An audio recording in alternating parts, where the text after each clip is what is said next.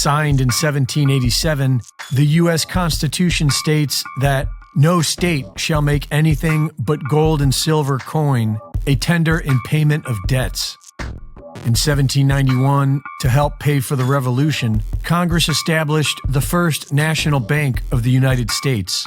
Within a decade, it became evident that taxes were being sent to the Crown, and the bank was not renewed.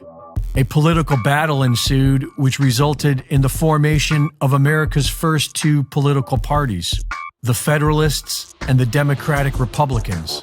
The framers of the U.S. Constitution left out any mention of political parties because they saw them as corrupt relics of the British Crown's divide-and-conquer system. The second central bank was chartered in 1816 and shut down in 1832 by Andrew Jackson, who wrote that the bank was unauthorized by the Constitution, subversive to the rights of states, and dangerous to the liberties of the people. For nearly a century, America thrived without a central bank, until 1914, when the privately owned Federal Reserve banking system was quietly given power over America's wealth. In 1933, the U.S. government declared bankruptcy, and the Fed shifted to a debt-based economy. And after the U.S. dollar was made the world reserve currency, the entire world became dependent upon debt. A currency backed by nothing but debt and IOUs was doomed to eventually fail from the start, and that day appears to be coming soon. These big banks have funded wars and criminally profited off human suffering for decades.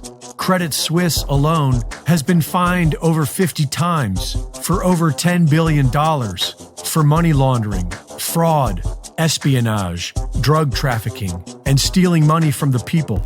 Every person in the civilized world is now feeling the same financial pressure, being subjected by the U.S. Federal Reserve Bank. Nations of the world are buying up record amounts of gold.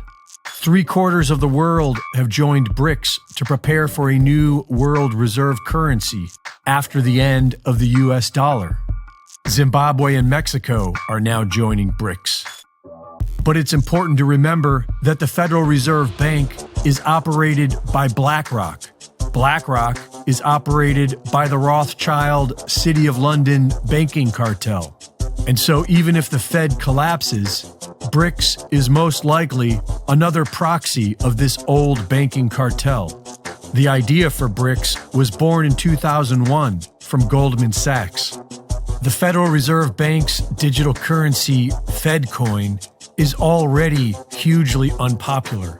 CBDCs are being rejected upon arrival, but that isn't stopping the federal government and the failing big banks from luring the population into their new nightmare system. This July, the Federal Reserve Bank will be launching FedNow and managing practically every transaction made in the United States. Then all they have to do is what the Nigerian central bank just did: shred and destroy mountains of cash and stop filling the ATMs. But we're not slaves yet. And if we want to have financial freedom, then it's time to fight back against the CBDC concept and return to lawful constitutional money.